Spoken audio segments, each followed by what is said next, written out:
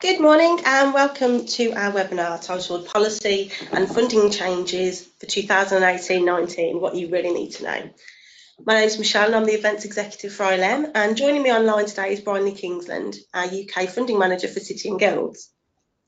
Before I hand over to Bryony to get started, just to run through a few details with you. All attendees are in listen-only mode. However, if you would like to ask any questions, please use the question or chat facility on the right-hand side of your screen at any point during the webinar, and we'll go through those towards the end. We do expect this to be an extremely popular webinar, and we will do our best to answer all questions. If we don't get through them all, we will get in touch afterwards to answer those questions. Now, if you do have any experience any sound issues, you can change the audio output on your control panel. So after the webinar, we will be providing a recording of the webinar and a copy of the slides. So I'm just going to hand over now to Bryony to get the webinar started. Bryony. Thanks, Michelle. Good morning, everybody. Thank you for joining us. As Michelle said, this is quite a busy webinar. I know that we've still got some people trying to log on and get through. So just reiterating what Michelle said, we are recording this webinar, and we will be putting both the webinar recording and the slides and also the Q&A. I think we've probably already got a lot of questions that have been logged, so I'm not sure that we will have an opportunity to get through all of the questions today. So I'm going to completely upgrade our question and answer document for our apprenticeship site, and split off all the questions and answers into themes and some of the previous questions and answers that we've given in previous webinars. And that's going to become a new question and answer document about apprenticeship queries that will be up on our website hopefully within the next 48 hours. So thank you for joining us.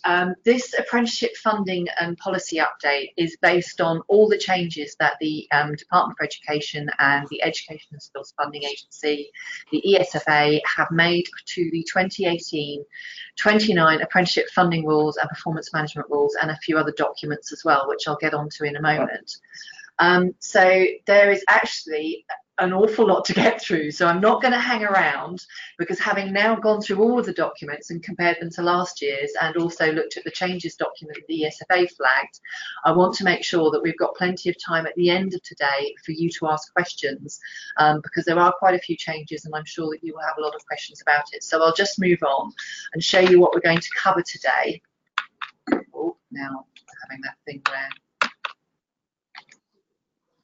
Oh, okay, great. Sorry about that slight technical hitch, everybody. We're having fun with the technology this morning, so I hope that it makes it through the whole of this session.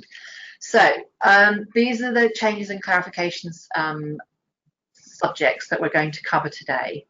So we'll look a bit at the funding band changes, the apprenticeship and employment rule changes, some off-the-job calculation changes, the subcontracting arrangements that have been upgraded and made more robust, the 10% transfer of funds, prior learning clarifications and some new rules in there, some endpoint assessment clarifications and some rules changes attached to endpoint assessment, and also EPAOs, that's endpoint assessment organisations, some new evidence and consents rules, the additional learning support clarifications, some new requirements for the evidence pack, and also some performance management changes that have occurred. So that's what we're going to look at today in more detail. Yes, okay, so these are the key apprenticeship funding documents for 2018-19. I should say actually some of the key apprenticeship funding documents for 18-19. There are a couple of others and I've got them logged later on in the slide deck. All of them have got links, so when you get the slide deck you'll be able to click straight on those links to access the documents. So there's a new apprenticeship funding rule for training providers for 2018-2019. There was also, as many of you will remember, a version 6 of the 2017-2018 apprenticeship funding rules, and some of those version 6 funding rules have transferred over into 2018-29 funding rules. So I've made sure that I've got some of those in here as well. On that page that you can see the link to on the bottom left-hand side of the slide, there is also an apprenticeship funding rules summary of changes document For those of you that just want to check up against these changes, all of the changes that were made in version 6 and also the changes that have been made for the 2018-2019 funding rules are in that document. So it's a really easy, quick check document to find out some of the major changes. I'm not sure that it covers absolutely everything that's been changed, but it certainly covers the key changes. And then there's the updated use of subcontractors in the delivery apprenticeship documents, which is also really important and has some key changes which I will cover later on. And it seems like technology does not want my slides to move. Let's try the other route. Okay, so sorry, my keyboard's not working, everybody, so this is going to be a fun morning, I can tell. So as from the 1st of August, we now have 30 new funding plans. There's also some reviews of standards that are occurring at the moment where we may see a change of funding bands. I'm sure if any of you read the media, you will have seen lots of comments about what might potentially be happening with those 31 apprenticeship standards that are being reassessed, reviewed and consulted on at the moment.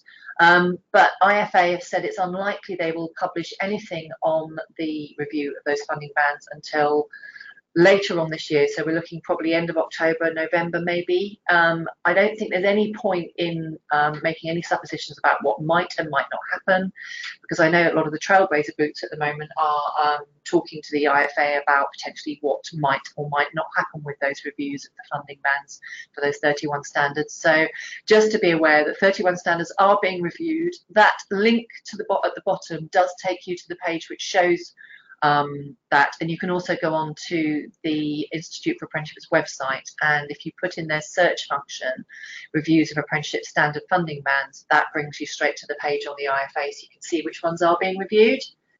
So we've now got 30 funding bands. Any current standards, oh hello, that doesn't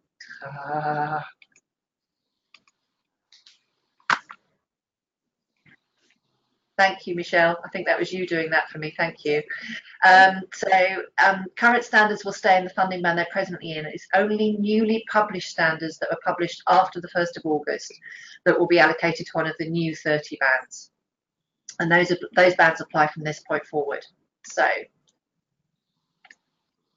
can you move on? Thanks, Michelle. Thank you. Can't see the full. Great, thanks very much. So some of the new terminology and some of the new rules. In these slides, when there is a totally new rule, something that is completely new, I've actually put new in front of it in bold capitals, in bold, as you can see there. So new terminology, an apprenticeship is a job with training. It used to be called a genuine job. So now an apprenticeship is a job with training. So that's new terminology. The requirement for an apprentice to stay with the employer after the apprentices have been achieved has now been removed. Now, this is really important for both employers, particularly I think for public sector employers who have always struggled to take on board the number of apprentices they need to take on and keep them on to meet their statutory duty to have 2.3% of their workforce as apprentices. So what does this mean? Basically, what it means for employers in general is that you can now take on more than one apprentice for a particular job role, put them through their apprenticeship, which obviously is a bonus to the apprentice, and also if you're training apprentices in areas where we have skills lack, then obviously it's good for the market as well and good for the sector. But at the end of that, you don't need to keep all of your apprentices on. So you could, for example, take on 3 apprentices, and at the end of their apprenticeship, you could interview all 3 of them and decide which one was the best option for you as an organisation. And the other 2 apprentices would then have to go out and search out other jobs in the market. And for public sector employers, this is a real benefit because in a lot of cases, they just can't keep their apprentices on at the end of the apprenticeship, but they still have to meet their statutory duty of having a percentage of their workforce as apprentices. And the final change in apprentices and employment is not so much a change as a clarification. It used to say that employer staff who mentor apprentices can be paid for by the levy, but now there's an additional clarification in there which says that it can only be mentoring that supports the actual apprenticeship or maps to the apprenticeship. So general mentoring that a supervisor or a manager might do to support their staff generally in the workplace cannot be claimed for as part of the levy. It has to be mapped to the levy or is relevant to the apprenticeship standard if that mentoring is going to be paid for by the levy. So that's just a clarification. It's just that new section about the apprentices staying with the employer that's a complete rule change for this year. Thanks, Michelle. So, off-the-job training. There are a couple of new rules and some clarifications in this section of funding rules. Content must teach new knowledge, skills and behaviours for the apprentice to reach competence. I think one thing that's been made very clear in the funding rules is that off-the-job training is a statutory legislated requirement of an apprenticeship under the Apprenticeship and Children's Skills Act. So I know that there's been a lot of noise out there about off-the-job training, the amount of off-the-job training, but as it's currently a statutory legislated aspect of apprenticeships, it's not going to change in the near future. So the ESFA have clarified some aspects of off-the-job training, and I think actually it makes it a little bit easier this year to calculate what you've got to do. And I've got some calculations on the next slide that we can take a look at. What it does say is that any off-the-job training must map to the apprenticeship standard or the apprenticeship framework, and that if there are any skills that an employer is teaching to an apprentice that are not directly relevant to the apprenticeship, they cannot count towards that off the job. Now, this is a new rule, or maybe it's a clarification. It's very difficult to say because the off the job information in the funding rules has always been a little bit opaque, but they've been very clear in this version of the funding rules about how you actually make the off-the-job calculation. And what they're saying now is that statutory holiday entitlement must be deducted for off-the-job hours are calculated, and the off-the-job training must take place during paid hours. And by paid hours, ESFA means the normal contracted hours of an apprentice. What they also say is that if there is regular overtime in an apprenticeship, i.e. if you've got an apprentice, for example, that works 5 days a week, Monday to Friday for most of the months, but they have a planned in Saturday or Sunday working day that is counted as overtime, you must make sure that you include that regular overtime in your off-the-job calculation.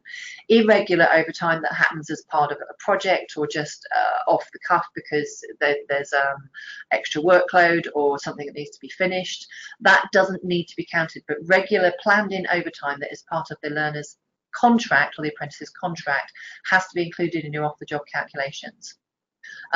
The other clarification that they've made very clear in this version of the funding rules is that the 20% off the job covers the planned duration of the apprenticeship before gateway. So all of your off the job delivery needs to have taken place by the time the apprentice reaches gateway and is ready for endpoint assessment. It cannot take place after that. It happens during your on-program delivery and their on-program learning and development of their skills. The other new point that's been made very clear in the funding rules is that the off-the-job calculations that you make and commit to and agree with both the apprentice and the employer must be in the apprentice's commitment statement and must also be in the evidence pack. So let's have a look at a couple of calculations. So example one is a very normal Monday to Friday, 5-day per week, 40-hour working week for an apprentice. There's a 1-year apprenticeship duration. Now, statutory holiday time in the UK is 28 days.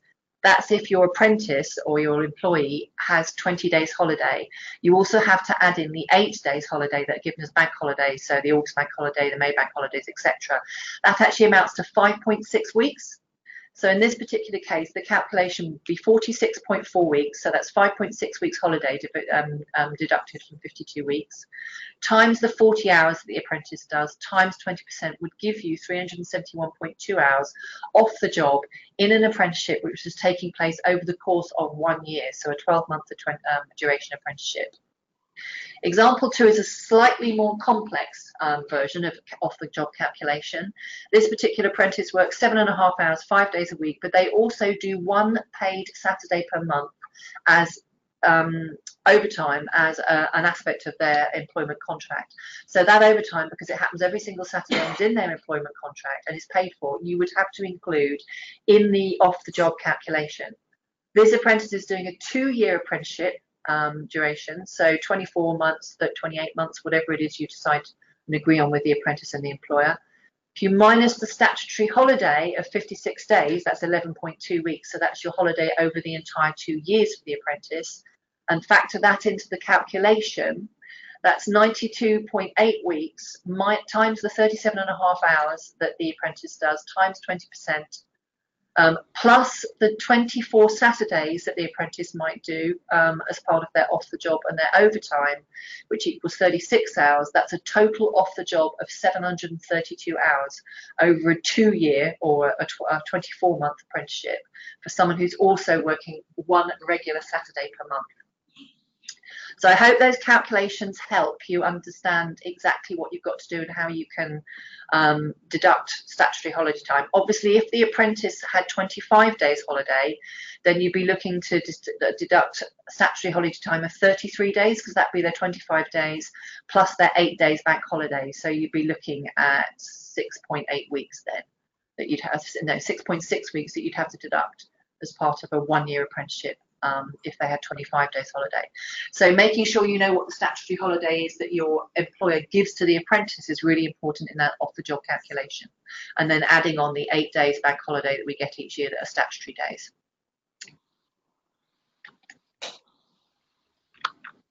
Sorry, Michelle, can you move the slide on? It's definitely not working from this end. Sorry, everybody, I'm having to ask our facilitator to do this for me because nothing's happening from this end. So, subcontracting. The subcontracting this year, the rules haven't really changed that much from version 6. What the ESFA has done is put in a somewhat more robust process for checking on their prime contractors and their subcontractors during the year. So now as providers, you have to make sure you are fully completing a subcontractor declaration twice a year. The document that you can see there and the link to it is some very good examples of how subcontracting is acceptable as far as the ESFA and DFE are concerned. Changes that you might make to your subcontracting arrangements during the year now have to be updated immediately in that declaration, which you can access via the hub, which all providers should have access to the Learning Aim Reference Service and the financial hub that the ESFA has for their providers. So if any of your arrangements change, you have to change them immediately. You can't wait till the next declaration. The other things that have been stressed and clarified in the subcontracting arrangements for 2018-2019 are that you can use subcontractors, but you must make sure it's agreed by the employer. You can't just decide to pick up a subcontractor. So the employer has got to agree the use of that subcontractor. And you've got to have sign-off by that employer for use of your subcontractor in your written agreement with the employer. And as you all know, the ESFA and both DFE are very clear that what they're trying to stop is the diversion of funds away from training and assessment in the form of subcontracting and other fees that might be charged for subcontracting. So the review that the ESFA are doing is ongoing at the moment. We are expecting to have more news in December about what they might do about subcontracting fees. Because obviously we do know that there are some subcontracting fees out there that are considered to be higher than potentially they should be, but I think the ESFA is being very sensible and looking into what those fees are covering and what sort of money the providers are taking for the work they're doing before they make any final decisions, because each subcontracting arrangement is very different.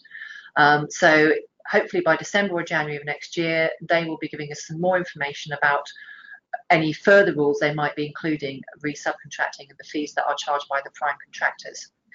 One more thing that I think you need to be aware of as well with subcontracting is the prime provider must have, and I think this is in a later slide, but I'll cover it now. The prime provider, if you are subcontracting, it's the prime provider that must have the relationship with the endpoint assessment organisation.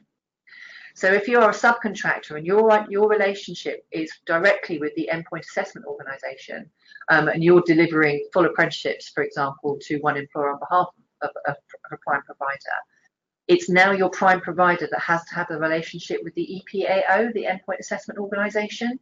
So for those of you that have got direct contracts with EPAOs and you're subcontracting, you really need to address that now with your prime provider and the endpoint assessment organisation. And as you may well know, City and Guilds is an endpoint assessment organisation, and we're already having conversations with some of our providers and having to rearrange contracts so that our contracts are directly with the prime provider. So that's just something to be aware of that's changed in this year's subcontracting. So next slide, please, Michelle. Thanks. So just a couple of other things. I think we've covered this before, but it's definitely worth having a quick further clarification on it. People still ask the ESFA, what does to quantify substance in absolute terms? And this is, what does some substance mean when you're subcontracting? Because in the funding rules, it makes very clear that a prime provider cannot just hive off some of their funding to a subcontractor and leave that subcontractor to get on and do delivery. A prime provider has to deliver a proportion of an employer's apprenticeship, whether that's full apprenticeships in one particular sector and a subcontractor does more specialist apprenticeships in another department of that employer, or whether it's the subcontractor doing a specific part of the delivery of a apprenticeship because they have specialist knowledge or specialist background and skills that they are able to deliver as part of that. But a prime provider has to deliver some apprenticeships within an employer. They can't just give it to a subcontractor to deliver everything. But the ESFA has never really defined substance. So that document that I showed you earlier on, and I'd love to do some examples now, but we've got very little time today, so I'm not going to. I would say look at the examples that have been given in the document in the earlier slide, because it does give examples of where subcontracting is acceptable and where it's not. So there is a new emphasis to flag in the version 6 funding rules, clarifying that where the employer is the delivery subcontractor, only actual costs can be paid. So what the ESFA and DfE are trying to do here is make sure that employers do not profit from getting levy money back from a provider they're working with if they're doing some delivery subcontracting. That actually only the actual costs that the employer is using to deliver that apprenticeship can be paid for. And you have to evidence that, and it has to be in your evidence pack. As a provider or as an employer, so you must make sure that you're only paying actual costs. Next slide, please, Michelle. So we all know about this from last year, 10% levy funds transfer, but let's just do a quick recap. And there is one change here, because last year when the ESFA was piloting this idea, employers could only transfer funds to one other employer. Now employers can transfer funds to as many other employers they wish, but it's still only 10% of their levy. That doesn't mean they can transfer 10% of their levy to 10 other employers and have no levy left to spend. It's 10% of their levy transferred across as many employers as they wish to work with. And only levy-paying employers can make that transfer. Any employer can receive and use the transferred funds, but if an employer is going to receive levy from another levy-paying employer, they have to be on the apprenticeship service. So any new employer that's receiving levy funds that isn't on the apprenticeship service will need to make sure that they are set up, because that's the only way that you can actually receive the levy and that the provider can be paid for any delivery they're doing. There are various other rules there, making sure that providers are keeping the employers informed when it comes to co-investment. Just a couple of other things to be aware of. Transferred funds can only be used for new starts on apprenticeship standards. Frameworks are not included in the 10% levy funds transfer arrangement. It's got to be apprenticeship standards that you're delivering. I think the great thing about the 10% funds transfer is that there are two aspects of this that I think can think of immediately that are good. One is that if an employer is working with a supply chain and they want to improve the supply chain service or the supply chain products, transferring 10% of your levy to your supply chain employers to give them opportunity to deliver apprenticeships as well and improve their service and their products is a really great way of improving your own sort of supply chain quality. The other great thing that we've seen with 10% levy funds transfer is groups of employers working together to address a skills gap that they've got in their local area. And I think this has already taken place in Manchester, actually, where there are several employers that are transferring levy to other employers in the area that don't receive levy to deliver specific apprenticeship standards that they know they have a large local skills gap in the area. So that helps everybody. It helps the apprentices, it addresses the skills gaps in the local area. So economically, it's a really great way of actually raising the level of skills in a local area to benefit everybody, the employers that are doing the apprenticeships, the apprentices themselves, where there are plenty of hopefully local employment for them to apply to once they finish their apprenticeship, and other employers in the area as well. And I've seen this in similar practice across on the continent. And you can see in the areas where they are working in that way that it boosts the economy for absolutely everybody. So it's a benefit to the employer transferring, but also it's a benefit to the local economy, which in the end helps everybody. So that's a really good way of using that 10% levy funds transfer, is employers working together either with your LEP or with your combined authority, or just as groups of networks to address local skills gaps by using that 10% funds transfer. Next slide, please, Michelle.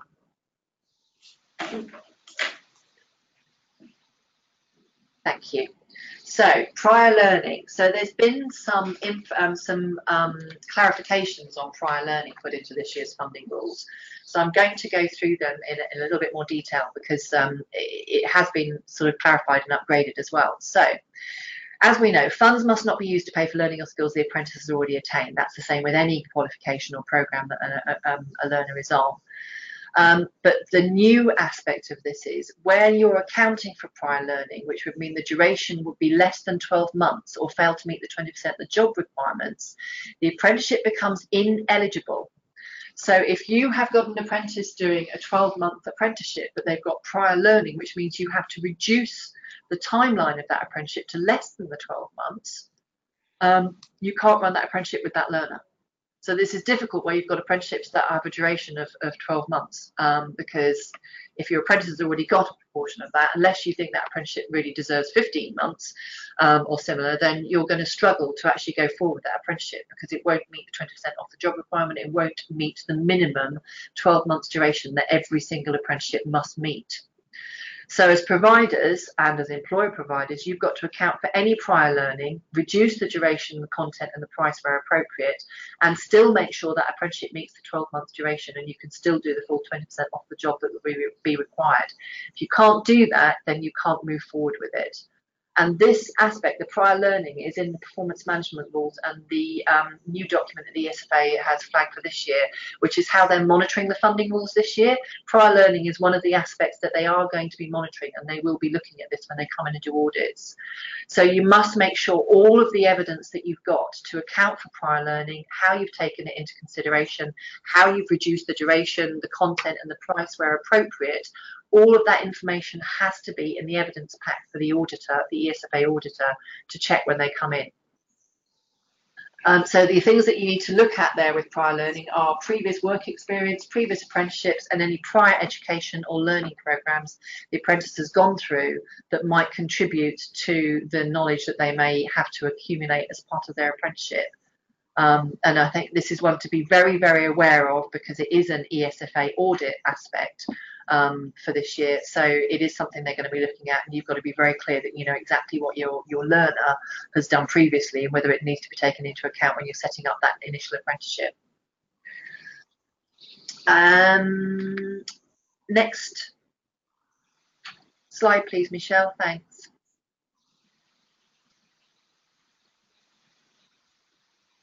So endpoint assessment.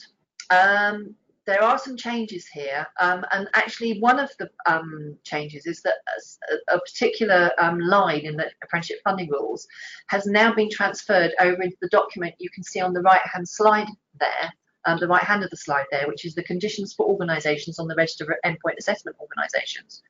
Gosh, that's a long-winded title, isn't it? There is an EPAO document, which you can see there on the right, which endpoint assessment organisations have to adhere to. And one of the funding rules, which is about where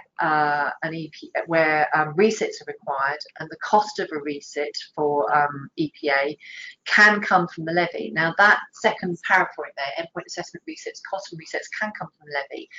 That line used to sit in the funding rules, but it's now in the conditions. I'm not quite sure why it isn't in both documents, because I think it should be. It's something that providers need to know. But we've had several queries come into City and Guilds saying, oh my God, we can't pay for endpoint assessment resits anymore. We can only pay for the work that might have to go towards that resit. But actually, they can come from the levy. It's just in that document you see on your right now, rather than in the funding rules as it used to be. Other clarifications on endpoint assessment that have been made very clear in this year's funding rules is that it is the employer that chooses the endpoint assessment organisation and negotiates the price for EPA. This is a difficult one because, as we know, there are many smaller to medium employers out there who may not be paying much levy, or who might not be paying any levy at all but still want to run apprenticeships, and they will rely on the expertise of their providers to do this aspect for them. I think as providers, you need to walk a very narrow tightrope of making sure that you've fully consulted with the employer on your endpoint assessment organisation, endpoint assessment arrangements, and that your endpoint assessment organisation has been involved to a certain extent in that negotiation and discussion, because a new rule in the funding rule states that where an EPAO has been approached by a provider to deliver endpoint assessment, they are required to meet with the employer and discuss and confirm arrangements before that is signed off.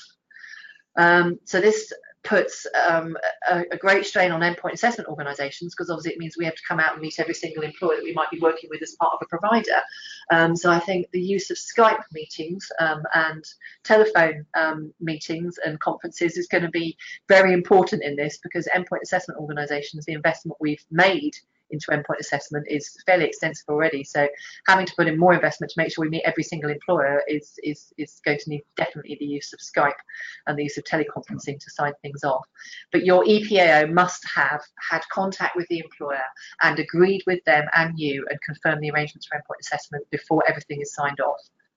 And as I said earlier on, in the subcontracting relationship, the prime provider must have the relationship with the endpoint assessment organisation, not the subcontractor.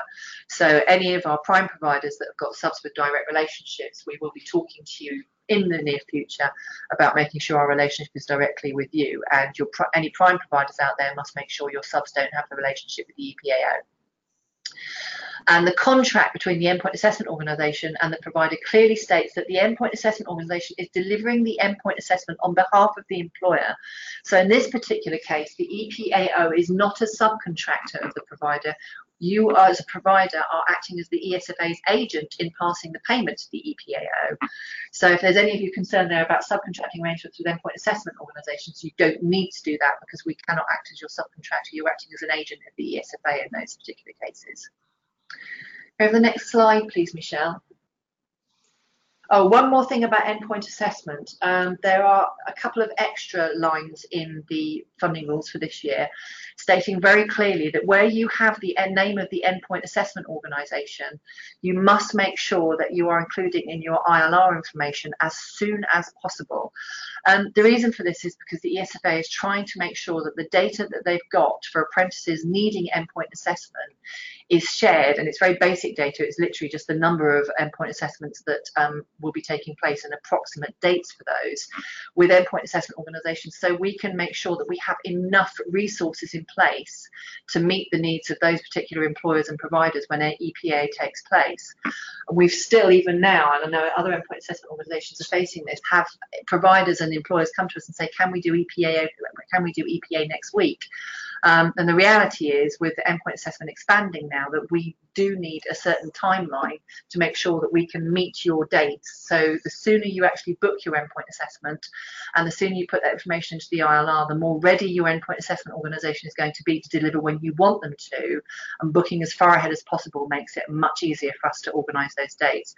I recognise there are constraints there around booking times and whether your apprentice is actually going to be ready and whether there's going to be cancellations. And if there are cancellations, yes, endpoint assessment organisations are going to make some charges for cancellations, because we will have already done work to make sure your endpoint assessment is occurring when you want it to. But unfortunately, with the way the system works at the moment, we're sort of stuck with that. So just final couple of things about EPA. Confirmation that the duration of the apprenticeship in the ILR should include a minimum amount of 372 days. So that's your 365 days for actual delivery of on-programme learning. So the apprenticeship has to be 365 days long. It's got to be the minimum 12 months. And then any time that you need after that, the example that the ESFA gives is 372 days. But any time that you think you are going to need after that actual on-programme delivery and learning for the endpoint assessment to occur, whether you think it will occur within 2 or 3 weeks or 4 weeks, you need to make sure that you've got that amount of time in your ILR confirming that it's full on-programme delivery of 12 months plus EPA. And the final point there that has changed in the funding rules is there doesn't appear to be a need for further learning to occur in order to retake the mandatory qualification or the endpoint assessment, and that can now be funded from the levy. So if, for example, you've had an apprentice that has just missed something, and that's what's made them fail their endpoint assessment, they can retake, as long as obviously the employer is willing to pay for it out of the levy, and you don't need to have further learning in place to occur before they have that mandatory retake. We have the next slide, please, Michelle. Thank you. So, additional payments to learners. There are some changes because this year we have new, that's not in bold, that was very careless of me, wasn't it? So new, there is now a care leaver bursary. Now this is great for those learners that need some support, but there are some constraints, some protocols with this that everybody needs to be aware of. So it's a £1,000 bursary to help care leavers who start an apprenticeship and transition into the workplace. It's paid once to the apprentice via the provider or the employer provider. The provider must inform the apprentice that it's a one-off payment, and the apprentice must sign a declaration to confirm they understand that they want to receive it. And it's up to the provider to ensure that the apprentice has not had a previous care leaver bursary. I'm not quite sure how you do that. Yeah, I think that's down to providers to work out, but you must make sure that your care leaver has not had a previous £1,000 bursary. Providers must evidence, so you've got to have signed confirmation from the apprentice that they've received the bursary. So once you've given it to them, they must sign to confirm they've received it. But you must also have signed consent from the apprentice to inform the employer. Now, if we can move to the next slide, please, Michelle. Thank you. The consent for the additional payment with the bursary is linked to the waiver for those learners who are 19 to 24 who either have an education, health and care plan, an EHC, or a letter from the local authority personal advisor saying that they are a care leaver.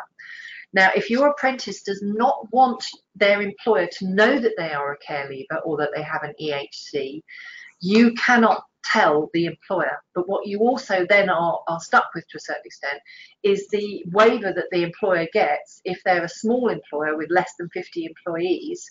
At the moment, if they've got a 9 to 24-year-old care leaver, or in last year, they didn't have to pay the 10% contribution. If you can't tell the employer because the apprentice doesn't give their consent to the employer being informed of their care situation, then the additional payment to the employer or the co-investment waiver no longer applies. So you might have a 19 to 24-year-old care leaver that's working with an employer, but it still means that your employer has to make the co-investment of 10% if the learner does not want the employer to know that they are a care leaver. So that's difficult if you've got an employer who is expecting potentially to get a 10% a waiver for the co-investment, because if you don't have the apprentice consent, you can't take that forward. So that's an awkward one, but the GDPR rules are very clear about what can and can't be shared, and if you don't have consent from the learner. So I think sitting down and chatting to the apprentice and explaining the effect on the employer having to contribute 10% to the cost is definitely a conversation to have with that individual, so that they know the effect on the employer they're working for is going to have if they're not prepared or if they're not willing initially to consent. But if they don't consent, then co-investment waiver no longer applies and the employer has to contribute that 10% for the 19 to 24-year-old. Thanks, Michelle. Can you move on? So there are additional payments for frameworks, and this year they've confirmed as being still in place. So these were only in place for a year, but the ESFA has confirmed that they will stay in place for this year. So if you are running apprenticeship frameworks, at the moment, there's still a 20% on top of the cost of an apprenticeship framework delivered to a 16 to 18-year-old. There's also 20% on top of the full cost of an apprenticeship delivery for learners aged 19 to 24 with an ECHP or a care leaver. And there's extra funding to support those apprentices that are living in the top 27 most deprived areas in England. Now, just a note with regards to that extra funding support for the apprentices that are living in the top 27 most deprived areas. ESFA is very clear about what happens with that funding. So you will receive, as a providers or an employer provider, you'll receive those payments towards the additional cost. But the disadvantage uplift for the top 27 most deprived areas, should be used on costs to support the apprentices training, for example, their travel costs or personal support that they might need. So it's not just funding that a provider can take on board if they've got an apprentice whose postcode is in one of those 27 most deprived areas. It should be used to support the apprentice, and you need to keep the evidence of that inside your evidence pack, how you're using that extra funding to support that apprentice to make sure they can actually complete and achieve. So that's an extra bit of news and ruling attached to those additional payments for apprenticeship frameworks only. Can you go to the next page, Ms. Michelle? Thank you. So, learning support. There's been a fair amount of noise about learning support over the course of the last year. One of the bits of information that's become very apparent is that they, Ofsted have been tracking and monitoring the support that's put in place to enable apprentices to meet timely achievement or to complete and achieve their apprenticeships. And in some cases, they've identified that in some places, learning support funding is not being claimed, which is slowing the achievement of the individual apprentice. So it's really important, I think, that providers claim the learning support to make sure their apprentice can achieve and complete in a timely way. And so some of this has been made a little bit easier. So learning support is obviously available to put in place any reasonable adjustments to assist the apprentice to complete their programme successfully. But this now includes individuals who don't have a formal official diagnosis, so they may not have an ECH, an Education, Health and Care Plan from the local authority or a personal advisor letter. But if you as providers or employer providers have identified and can evidence a learning need, then you can claim learning support for that apprentice. But you've got to have carried out the assessments to identify the support the apprentice needs. You've got to deliver that support and review the progress regularly that support is giving. And that's not your general progress reviews. It can take place as part of progress reviews, but you must make sure you're reviewing the progress and the reasonable adjustments that are being put in place as part of that progress review regularly to make sure that you are still claiming funds that are needed for that individual. And then you've got to record and gather all the evidence that shows your actions, the completions, and what the reasonable adjustment achieved for that individual, and report that on the ILR that the apprentice has a learning need, and keep all of that information in your evidence pack for audit, because if you are claiming learning support, your ESFA auditor will check that, and they will check what you're claiming and making sure that what you're claiming is to put in place those reasonable adjustments. So this doesn't necessarily have to be individuals that come to you already with a formal official diagnosis. You can now make sure that you are supporting all your apprentices if you don't have a formal diagnosis, but if you've identified yourself that there are some issues, which obviously your staff who are expert in this will be able to flag fairly easily, make sure you're claiming that learning support to help them achieve on time. Next slide, please. Thanks, Michelle. So evidence pack, there are some new evidence requirements that are really important, I think, as part of the evidence pack that the ESFA obviously think are important. So where you're claiming exceptional learning support, copies of the application supporting evidence of the claim, the confirmation of your care leavers status and the eligibility for the bursary, which we addressed in the earlier slide, and that's either a letter or an email from their local authority personal advisor. That's probably the easiest, most straightforward route you can get for confirmation of a care leaver status. The signed declaration by the care leaver confirming their eligibility. Evidence of payments to the apprentice of the bursary within 30 days of receiving it. So you have to make sure that money gets to the apprentice within 30 days of receiving it. And you've got to have evidence that you've done that. The up-to-date agreement with each employer for all subcontracting arrangements, so that's the prime provider that must have that in place. And where the apprentice is made redundant, you now have to make sure you keep a copy of the redundancy note in the evidence pack. And those are new evidence requirements that you've got to make sure you've got in your evidence pack. So add them to that extensive list, the evidence pack. And to finally finish, because we've only got another 15 minutes to go, there's a good piece of news. The ESFA business rules from last year, paragraph 7, state that they're actually excluding apprenticeship standards from the timely achievement rates calculation in the QAR, the qualification achievement rates data that is collected annually, because providers in general have raised concerns about how that's being calculated. And this is because the learning planned end date of an apprenticeship standard is recorded, and also the learning delivery element and the endpoint assessment. And where the timing of EPA is not in providers' control, always, because of obviously whether the EPAO has the resource available in the time required. So because that's not entirely in providers' control, the ESFA has suspended it for the moment.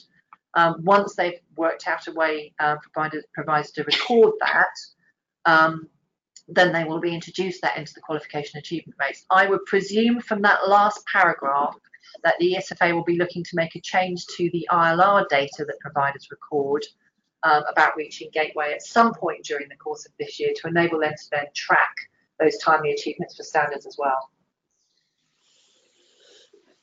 So I think that's it. I think that's our last slide for the day. That's 45 minutes worth of updates. We've only got 15 questions, so I'm terribly sorry, everybody. I know that's a very short time because you've probably got a lot of questions. But if we can take some questions now, I will answer as many as I possibly can.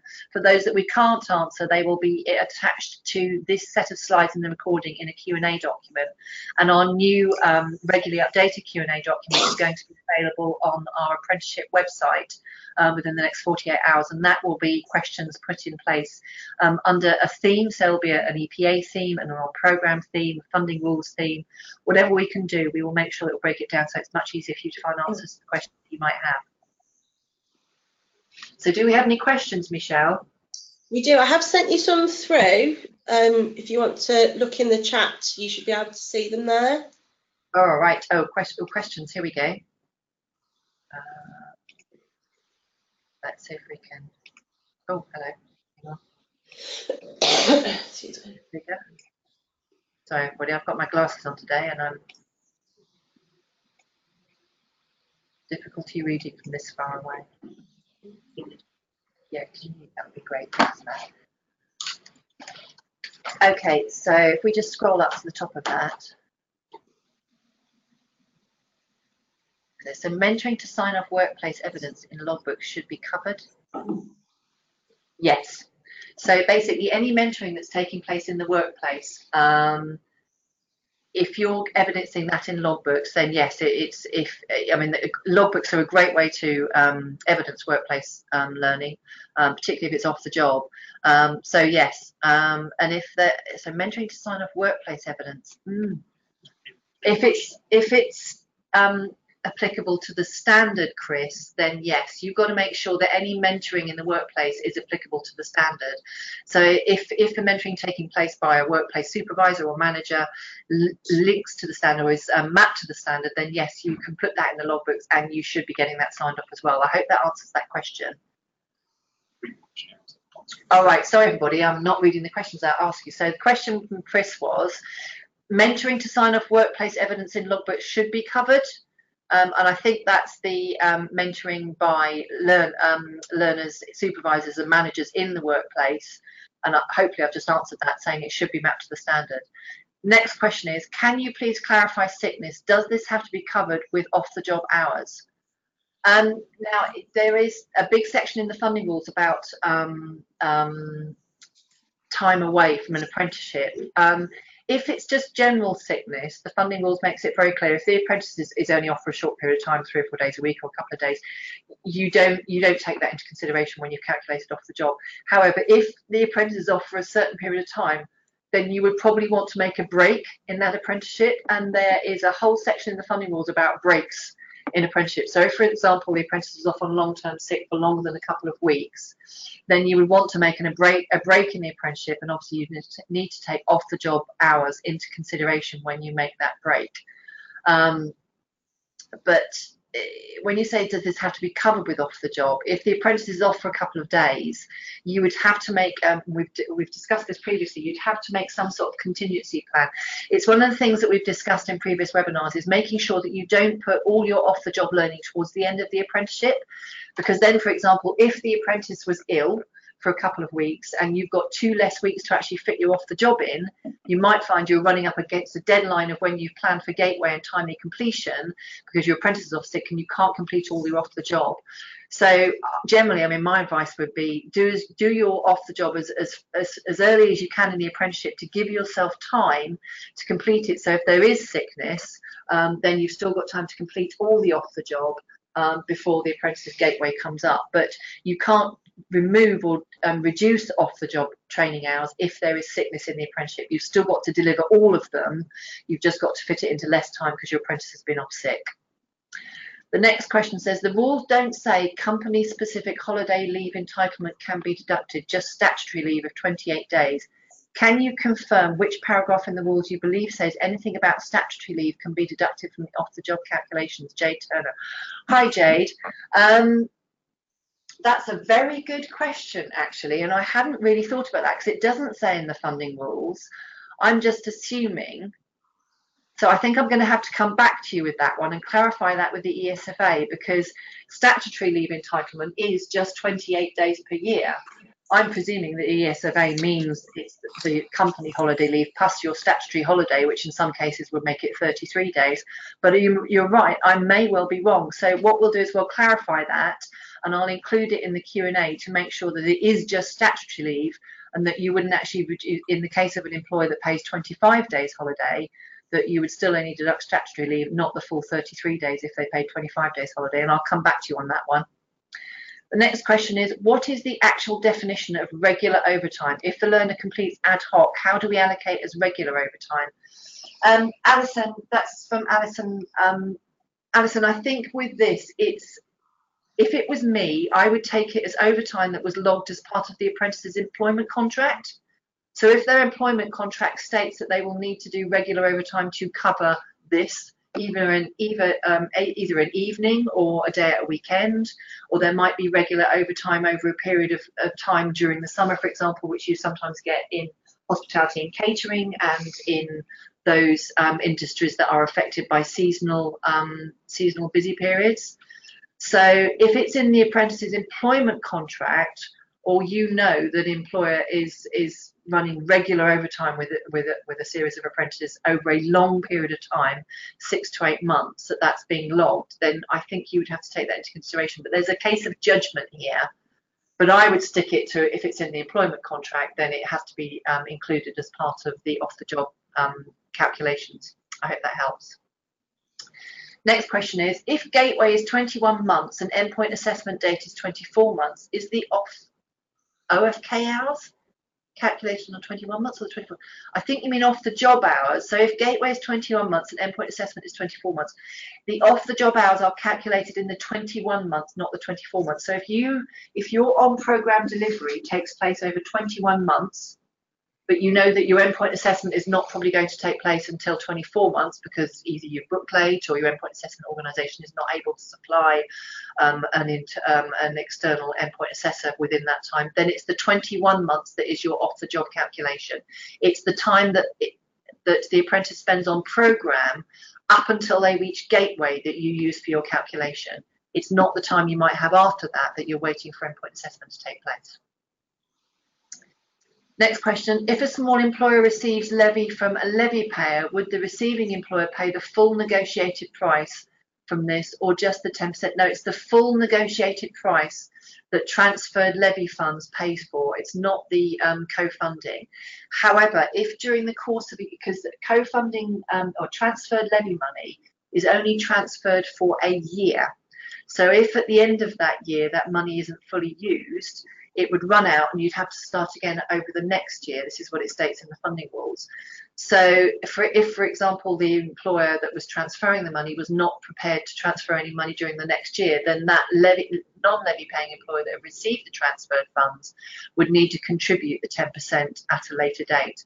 But no, it should be the full negotiated price. This is really down to those conversations you have between the transferring employer, the employer receiving the transferred funds, and yourself as the provider. But it does state clearly in the funding rules that the transferring employer should be transferring, where feasible, the full cost of the apprenticeship to the receiving employer if feasible. Next question, does the endpoint assessment resit fee, the calculation for the off-the-job training is the only, hang on, calculation for off-the-job training is only for new starts from 1st of August 20, or is it for continuing apprentices from the last year?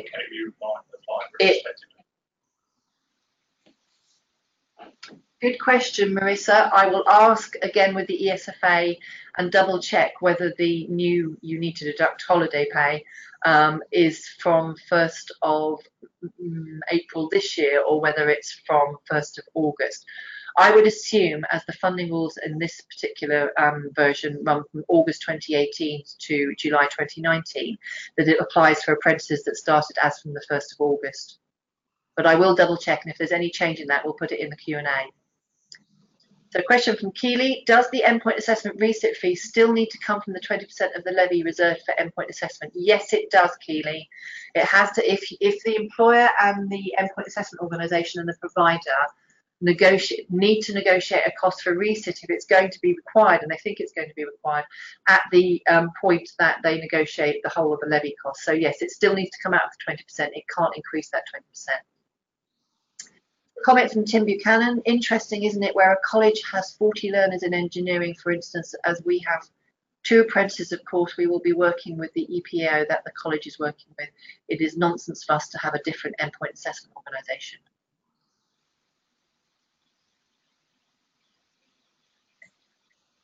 Tim, if you want to contact me about that and have a conversation, I'm not 100% sure exactly what it is there, whether it's about the subcontract having a relationship with the endpoint assessment organisation or the prime. I think it might be that, but I'm not 100% clear. So my apologies on that one. Please do contact me on my email afterwards if you want some further clarification on that.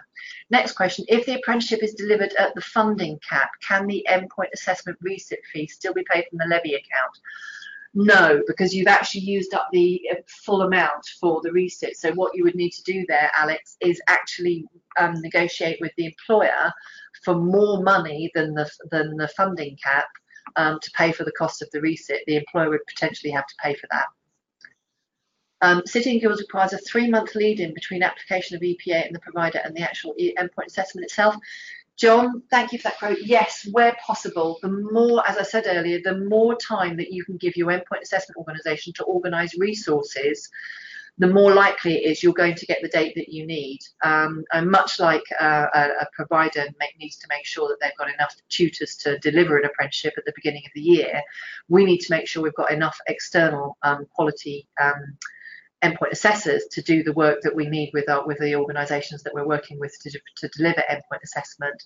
So and also we've got lots of resources which can support your apprentice in getting ready for endpoint assessment. So the earlier you book, the earlier you have access to those resources, the more likely it is that your apprentice is going to be successful during endpoint assessment, because they'll have time to actually work their way through those resources and make sure they're ready for EPA. And I think that's really important.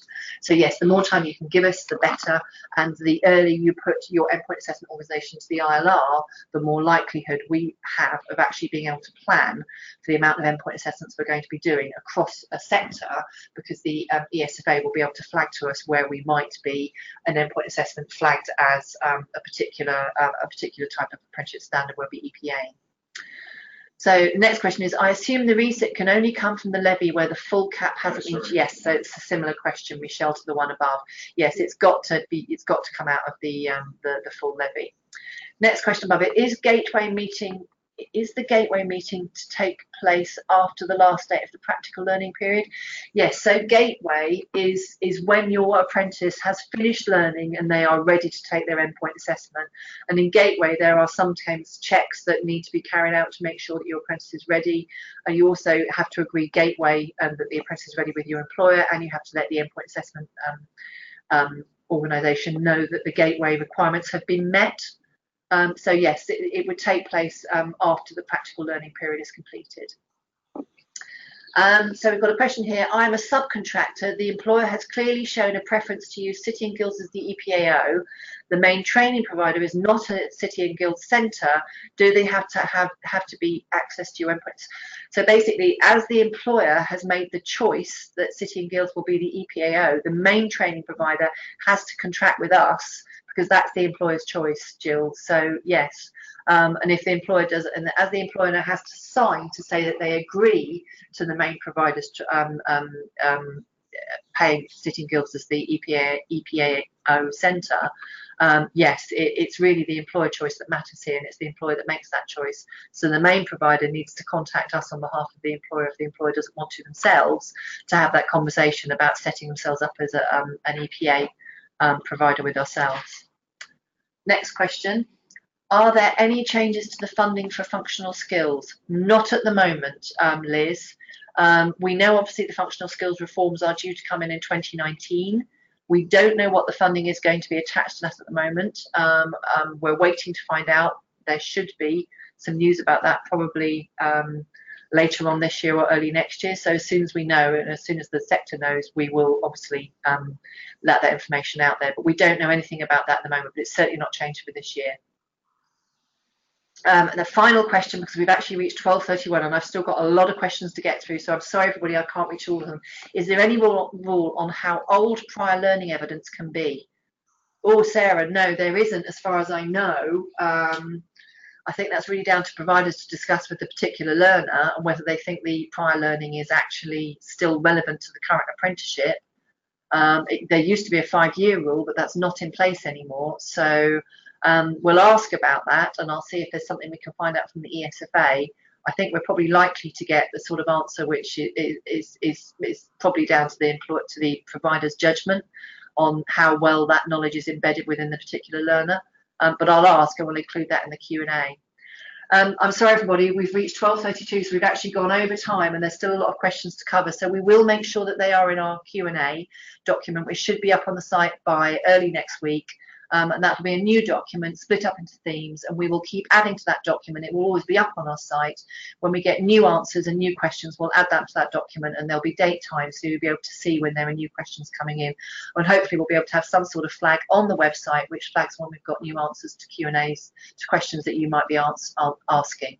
Thank you, everybody. I hope that was useful. And yes, please do fire through any further questions that you want answered, and we'll add them in. Or please contact me on that email at the bottom of the screen that you can see there if you've got questions that you haven't managed to fit in today. Thanks very much, everybody. Thanks, Bryony. And just to note, there will be a survey that comes up at the end of the webinar. Please do take just a few minutes to complete that. It really does help us with feedback. Okay, great.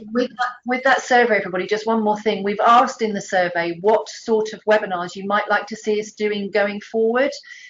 If there's a specific type of webinar that you would like us, or specific information that you'd like us to cover as a webinar, then please do answer the survey, because what we'll do is try and produce webinars over the next quarter that you've asked for, that we think are going to help you. So in the survey, there's some questions about what sort of webinars you'd like us to see doing over the next 3 to 6 months. It would be really helpful to get your feed in on that. Thanks very much, everybody. Thanks.